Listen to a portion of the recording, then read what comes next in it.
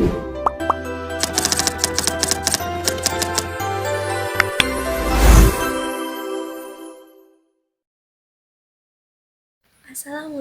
warahmatullahi wabarakatuh.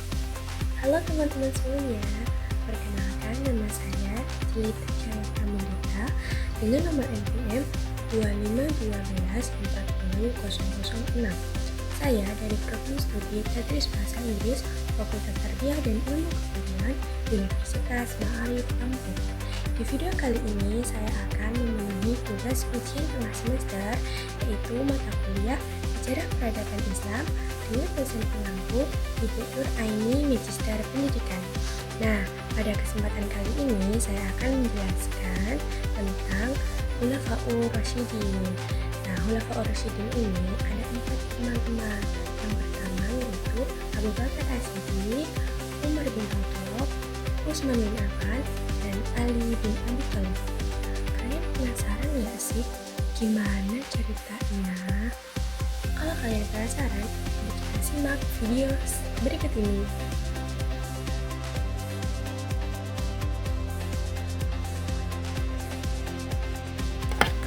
Khulafaur Rasyidin. Khulafaur Rasyidin berasal dari dua kata dalam bahasa Arab. Khalifah artinya pengganti atau pemimpin penerus. Rasyidin artinya yang bijaksana atau yang mendapat petunjuk. Jadi, Khulafaur Rasyidin berarti para pengganti Rasul yang bijaksana. Siapa sih mereka sebenarnya? Mereka adalah para sahabat terdekat Nabi Muhammad SAW yang memimpin umat Islam setelah beliau wafat. Ada 4 khalifah utama, yaitu yang pertama Abu Bakar As-Siddiq, yang kedua Umar bin Khattab, yang ketiga Utsman bin Affan, dan yang keempat Ali bin Abi Thalib.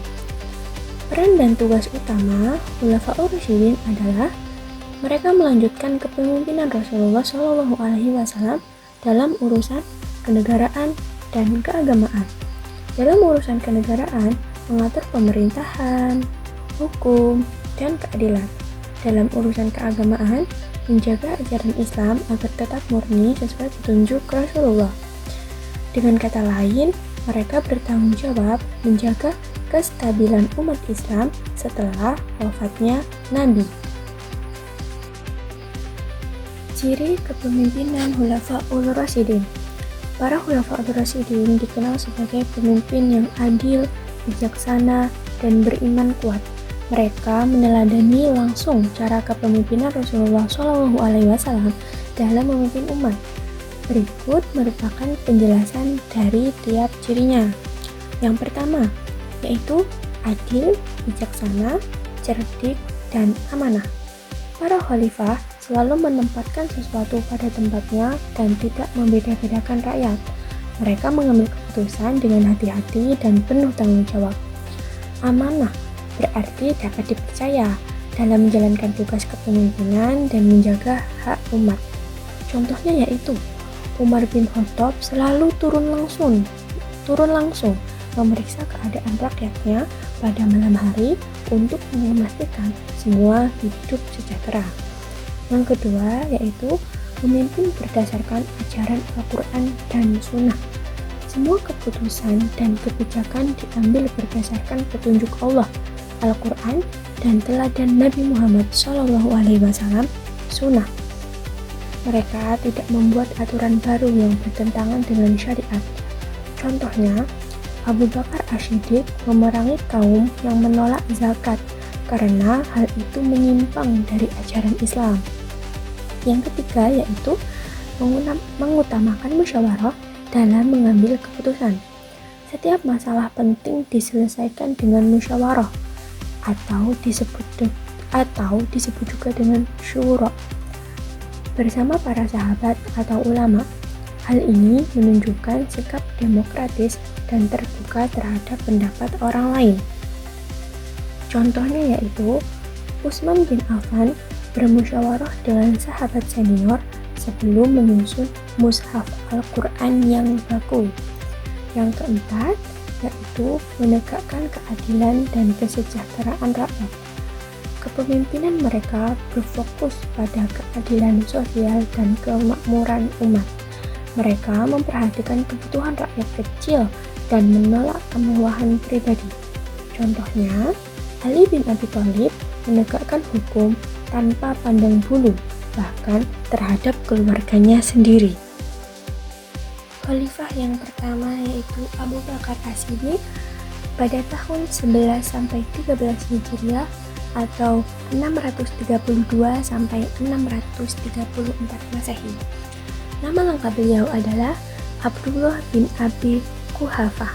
Beliau adalah sahabat paling dekat Nabi Muhammad SAW sejak awal dakwah Islam. Beliau memiliki julukan As-Siddiq. Abu Bakar diberi gelar As-Siddiq yang berarti yang selalu membenarkan, karena beliau selalu percaya dan membenarkan semua perkataan Nabi Muhammad SAW, bahkan ketika banyak orang meragukannya. Contohnya saat peristiwa Isra Mi'raj. Tantangan utama pemerintahan pada masa Abu Bakar As-Siddiq ini setelah wafatnya Rasulullah SAW, banyak tantangan muncul. Yang pertama yaitu pemberontakan orang murtad, orang yang keluar dari Islam. Yang kedua, munculnya nabi-nabi palsu seperti Musailamah al-Khazzab. Yang ketiga, sebagian kaum menolak membayar zakat. Abu Bakar ini tegas memerangi semua pemberontakan ini agar umat Islam tetap bersatu dan taat pada ajaran Islam. Jasa besar Abu Bakar As-Siddiq adalah pembukuan Al-Quran. Atas usulan Umar bin Khattab, Abu Bakar memerintahkan agar ayat-ayat Al-Quran yang sebelumnya hanya dihafal dan ditulis di berbagai media, kulit, tulang, pelepah kurma, dikumpulkan dan dibukukan menjadi satu mushaf. Nah, masa pemerintahan Abu Bakar As-Siddiq ini berlangsung selama 2 tahun, dari tahun 632 sampai 634 Masehi. Dalam waktu yang singkat, beliau berhasil menstabilkan kondisi umat Islam setelah masa krisis pasca wafatnya Rasulullah SAW. Masa pemerintahan Abu Bakar As-Siddiq. Yang pertama, sistem pemerintahan sentral seperti masa Rasul. Abu Bakar meneruskan sistem pemerintahan yang sudah dijalankan oleh Nabi Muhammad SAW. Artinya, pusat pemerintahan tetap berada di Madinah dan semua urusan penting dikendalikan langsung oleh khalifah atau pemimpin. Pemerintahannya berpusat pada nilai-nilai Islam dengan Al-Quran dan Sunnah sebagai dasar hukum. Maknanya yaitu Abu Bakar tidak mengubah struktur pemerintahan Rasul karena ia ingin menjaga keutuhan dan kemurnian sistem Islam. Yang kedua, selalu bermusyawarah dengan sahabat besar. Dalam mengambil keputusan penting, Abu Bakar selalu mengutamakan musyawarah bersama para sahabat seperti Umar bin Khattab, Utsman bin Affan, dan Ali bin Abi Thalib. Ini menunjukkan gaya kepemimpinan yang demokratis, bijaksana, dan terbuka terhadap saran. Contohnya yaitu saat memutuskan untuk memerangi kaum murtad dan nabi palsu, Abu Bakar bermusyawarah terlebih dahulu sebelum bertindak. 3. Mengirim pasukan untuk menumpas pemberontakan perang Yamamah. Setelah Rasulullah wafat, muncul pemberontakan besar di wilayah Yamamah yang dipimpin oleh Musailamah al-Khazzab, seorang nabi palsu. Abu Bakar segera mengirimkan pasukan Islam untuk menumpas pemberontakan tersebut agar umat Islam tetap bersatu dan tidak terpecah. Dalam perang ini, banyak penghafal Al-Quran gugur, yang kemudian menjadi alasan munculnya inisiatif pembukuan Al-Quran. 4. Wafat dan pemakaman. Abu Bakar wafat pada tahun 634 Masehi atau disebut juga dengan 13 Hijriah. Setelah memimpin selama 2 tahun, beliau dimakamkan di samping makam Rasulullah SAW di Madinah. Sebuah kehormatan besar karena kedekatannya dengan Nabi semasa hidupnya. Khalifah yang kedua yaitu Umar bin Khattab pada tahun 13 sampai 23 Hijriah atau tahun 634 sampai 644 Masehi. Khalifah Umar bin Khattab radhiyallahu anhu adalah khalifah kedua setelah Abu Bakar As-Siddiq. Ia dikenal sebagai pemimpin yang tegas, adil, dan bijaksana, serta sangat memperhatikan kesejahteraan rakyat. Beliau diberi gelar Amirul Mukminin, yang artinya pemimpin orang-orang iman. Gelar ini berarti pemimpin bagi seluruh umat Islam. Umar adalah khalifah pertama yang diberi gelar ini karena pada masanya kekuasaan Islam semakin luas dan teratur. Gelar ini juga menunjukkan tanggung jawab besar yang ia pikul untuk menegakkan keadilan di tengah umat. Nah, pada masa Umar bin Khattab ini, wilayah Islam meluas sangat besar. Pada masa pemerintahannya, wilayah Islam meluas hingga berbagai daerah besar, yaitu Arabia, Palestina, Syam, Irak, Persia, dan Mesir. Ekspansi ini dilakukan bukan hanya untuk memperluas wilayah, tetapi juga untuk menyebarkan ajaran Islam dengan adil dan damai. Ia dikenal sebagai pemimpin strategis dan berani dalam peperangan. Nah, pada masa ini, beliau menciptakan sistem administrasi dan peraturan baru. Yang pertama yaitu membentuk Dewan, lembaga administrasi untuk mengatur keuangan dan gaji tentara. Yang kedua, membuat catatan sensus penduduk dan pembagian wilayah pemerintahan. Yang ketiga, mendirikan badan peradilan atau disebut juga dengan Qadhi agar hukum Islam berjalan adil. Yang keempat, menciptakan kalender Hijriah yang masih dipakai hingga sekarang. Beliau merupakan pemimpin yang sederhana dan adil dalam kebijakan. Umar hidup sederhana meskipun memimpin wilayah yang luas dan makmur. Ia tidak membeda-bedakan rakyat, bahkan sering turun langsung ke pasar dan rumah rakyat untuk memastikan mereka hidup layak. Nah, beliau ini punya prinsip yang terkenal. Prinsipnya yaitu, seandainya seekor keledai terperosok di Irak, aku khawatir Allah akan menuntutku karena tidak membuat jalan yang baik untuknya. Masya Allah, prinsipnya ini sangat mulia ya teman-teman. Beliau wafat karena ditikam oleh Abu Lu'lu'ah. Umar bin Khattab wafat karena ditikam oleh seorang majusi penyembah api bernama Abu Lu'lu'ah saat sholat subuh di Masjid Nabawi. Setelah itu, beliau dimakamkan di samping Rasulullah SAW dan Abu Bakar As-Siddiq di Madinah. Khalifah selanjutnya yaitu Khalifah Utsman bin Affan pada tahun 23 sampai 35 Hijriah atau 644 sampai 656 Masehi. Khalifah Utsman bin Affan adalah khalifah ketiga setelah Umar bin Khattab. Beliau dikenal sebagai sahabat Nabi yang sangat dermawan, lembut hati, dan berakhlak mulia. Beliau merupakan sahabat kaya dan dermawan dari Bani Umayyah. Utsman berasal dari Bani Umayyah, salah satu kabilah terhormat di Mekah. Ia dikenal sangat kaya namun dermawan, sering menginfakkan hartanya untuk kepentingan Islam. Salah satu contohnya, ia membeli sumur Raumah untuk dijadikan sumber air bagi umat Islam dan menandai perang Tabuk dengan hartanya sendiri. Masa pemerintahan Khalifah Utsman bin Affan ini berlangsung selama 12 tahun, terbagi menjadi 2 periode. 6 tahun pertama masa kejayaan, ketenangan, dan kemakmuran, dan 6 tahun kedua masa ujian dan konflik politik internal yang cukup berat. Meskipun banyak fitnah di akhir pemerintahannya, beliau tetap bersabar dan tidak membalas kekerasan dengan kekerasan.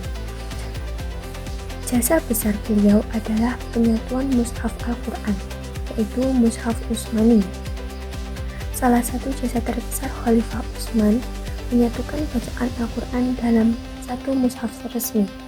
Hal ini dilakukan karena perbedaan dialek dan bacaan di berbagai wilayah mulai menimbulkan perbedaan. Beliau membentuk tim penyalin Al-Quran yang dipimpin oleh Zaid bin Sabit. lalu mengirimkan salinan mushaf resmi ke berbagai daerah lain. Dalam masa pemerintahan beliau, banyak pembangunan infrastruktur, yaitu ia membangun dan memperluas Masjid Nabawi di Madinah, bendungan dan jalan raya untuk memperlancar perdagangan dan pertanian. Beliau juga memperkuat armada laut Islam yang membuat kekuasaan Islam semakin besar di Laut Mediterania. Beliau wafat syahid saat membaca Al-Quran. Di akhir pemerintahannya, terjadi fitnah dan pemberontakan yang dipicu oleh pihak-pihak yang tidak puas. Utsman tetap menolak untuk melawan dengan kekerasan, karena ia tidak ingin ada darah secara muslim tertumpah. Beliau akhirnya wafat syahid saat sedang membaca Al-Quran di rumahnya. Ia meninggal dalam keadaan yang sangat mulia, menunjukkan kesetiaannya pada Allah hingga akhir hayatnya. Khalifah yang terakhir atau khalifah yang keempat adalah Ali bin Abi Thalib. Masa pemerintahannya pada tahun 35 sampai 40 Hijriah atau 656 sampai 661 Masehi. Khalifah Ali bin Abi Thalib adalah khalifah keempat sekaligus ibu dan menantu Rasulullah SAW, suami dari Sayyidah Fatimah Az-Zahra. Beliau dikenal sebagai sahabat yang pemberani, cerdas, dan sangat berilmu.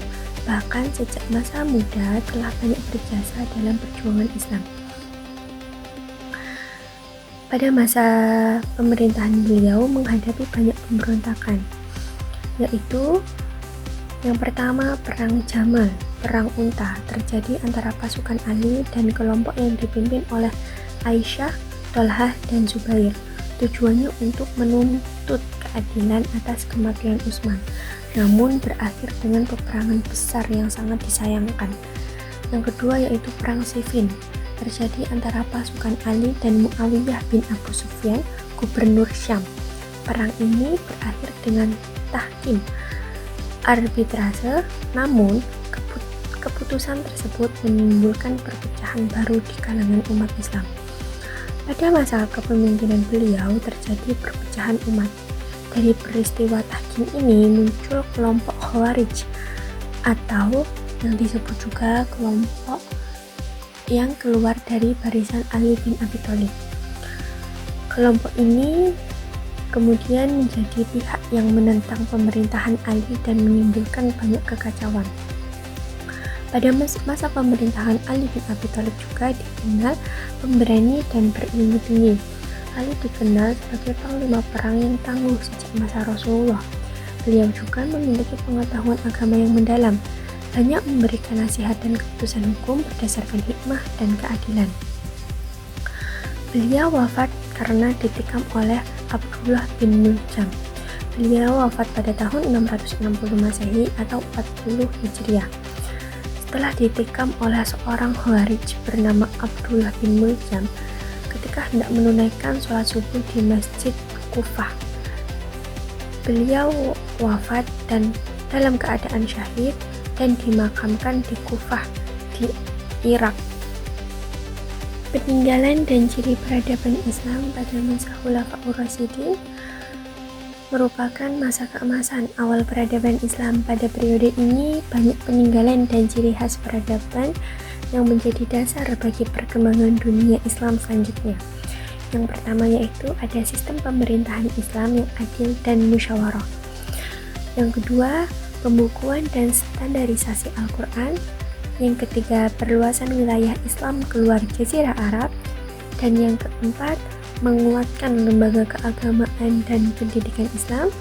Yang terakhir, keteladanan akhlak para khalifah.